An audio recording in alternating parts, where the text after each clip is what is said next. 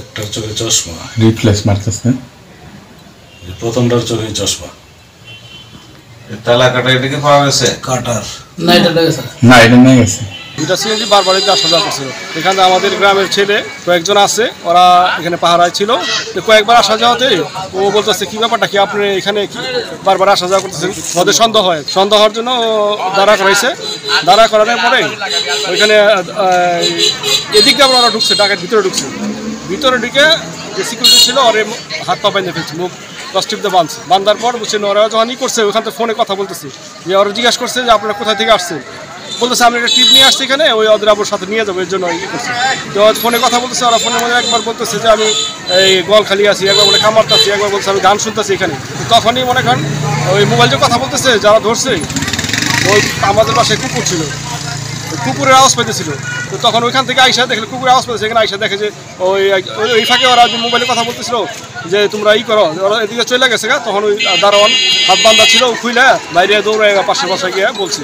হ্যাঁ, বলার পরে কয়জন ছিল, কে কি সাথে ছিল? ওরা ছিল সিএনজিতে 6 জন ছিল, আর সিএনজি চালক 2 জন ছিল।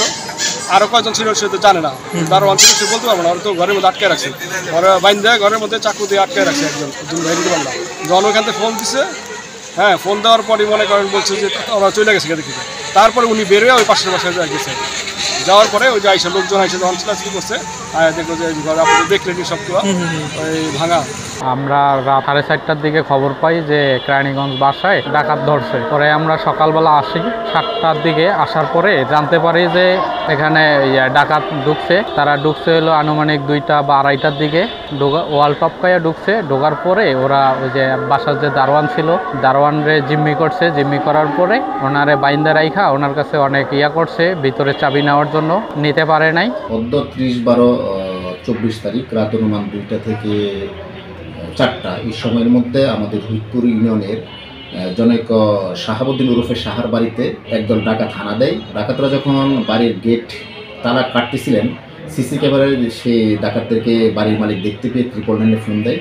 999 এবং স্থানীয় পুলিশ যৌথভাবে তখন ডাকাতদেরকে আটক করার চেষ্টাকালে 2 জন ডাকাতকে সিএনজি সহ এবং 2টা চাকু, প্লাস্টিকের বস্তা, রশি এরকম বিভিন্ন সরঞ্জামাদি সহ 2 জন ডাকাতকে স্থানীয় জনগণের সহায়তায় পুলিশ আটক করেন এবং অন্যান্য ডাকাতরা পালিয়ে যায়। এ ব্যাপারে কোনো মামলা এখনো এই ব্যাপারে আইনগত ব্যবস্থা প্রক্রিয়াধীন। যেহেতু প্রস্তুতি কালে ধরা পড়েছে স্থানীয়দের হাতে, সেক্ষেত্রে কোনো মানে কিছু কি সেখান থেকে নিয়ে পালাতে পেরেছে বলে জানেন কিনা? না, কোনো কিছু নিতে পারে নাই, তারা জাস্ট